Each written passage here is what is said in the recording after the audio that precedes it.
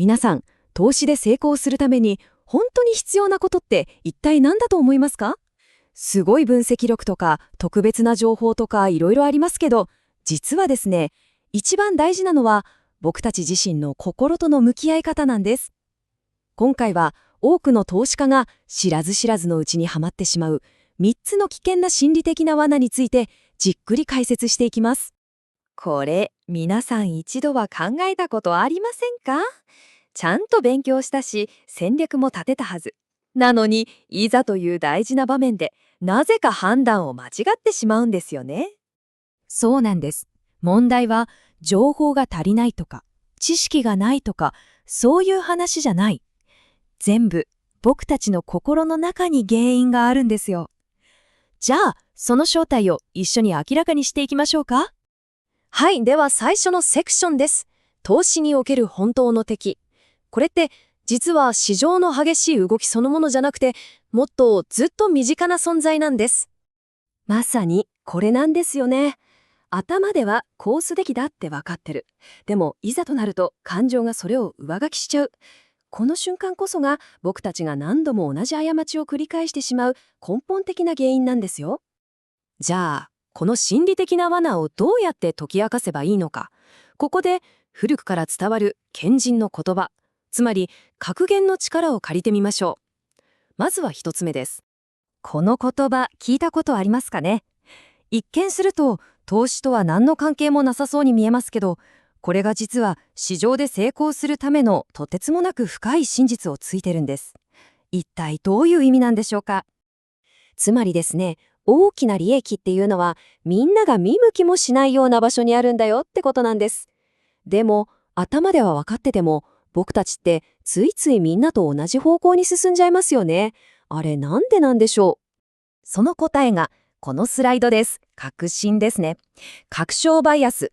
人間って多数派、つまりみんなと同じ側にいると安心する生き物なんです。だから自分の考えに都合のいい情報ばかりを探しちゃって、反対意見とか耳の痛い話は無意識のうちにシャットアウトしちゃうんですよ。これが今の投資でどういう風に見えるか比べてみましょうか。左側は SNS とかでこの株が熱いってみんなが騒いでるのを見て慌てて飛び乗る人。一方、右側はそういうノイズは完全に無視して誰も話題にしていない有料株を静かにコツコツ仕込んでいく計画家。あなたはどっちに近いですかね？ですから、この格言からの教訓はこれです。周りのみんながこれは絶対に大丈夫だって言っている時ほど一歩引いて本当かなって考える勇気が必要だということなんです。それでは2つ目の格言に進みましょう。これはね、投資家なら誰もが一度は悩むタイミングの問題に深く関わっています。うわー、これドキッとした方いるんじゃないですか？完璧なタイミングを待つことの難しさ。もうこの一言に全てが詰まってますよね。つまり、もうちょっと下がったら買おうかななんて絶好の買い場を待っているうちにチャンスはあっという間に過ぎ去ってしまうっていうことなんです。もう投資あるあるですよね。一体なんでこんなことが起きるんでしょうか？その原因がこの損失回避っていう心理です。買ってすぐに値段が下がったらどうしようっていう恐怖が僕たちを行動できなくさせてフリーズさせちゃうんですよ。完璧なエントリーポイントを狙いすぎるあまり結局何もできなくなってしまうんです。ここでも2つのタイプを対比してみてみましょうか。心配性の人は目の前の今すぐ損するかもしれないっていう恐怖にとらわれています。一方で計画家は事前に決めた戦略に沿って行動する。この長期的な大きなチャンスを逃すことの方を恐れているんです。恐れている対象が全く違うんですよね。そう、重要なポイントはこれなんです。僕たちは今はまだ時期尚早だとかもっともらしい理由をつけて行動しない自分を正当化しますけど、その根っこにあるのは多くの場合、恐怖っていうすごく単純な感情なんですよ。さて、いよいよ最後の格言です。これは投資がうまくいった後にこそ潜んでいる意外な危険について教えてくれます。これはもう有名な言葉ですよね。そして投資の世界では利益が出てうまくいっている時こそこの言葉が本当に重要になってくるんです。これちょっと皮肉な話ですけど、投資の成功って次の大きな失敗の始まりになることがあるんです。なぜなら成功体験は僕たちを過信させてしまうからなんですね。その心理を説明しているのがこのスライドです。後知恵バイアス。トレードがうまくいった後で、ほらやっぱり俺の読み通りだったじゃんって思っちゃうあれです。それで自分の実力を過大評価してしまって、だんだん規律が緩んでいっちゃうんですね。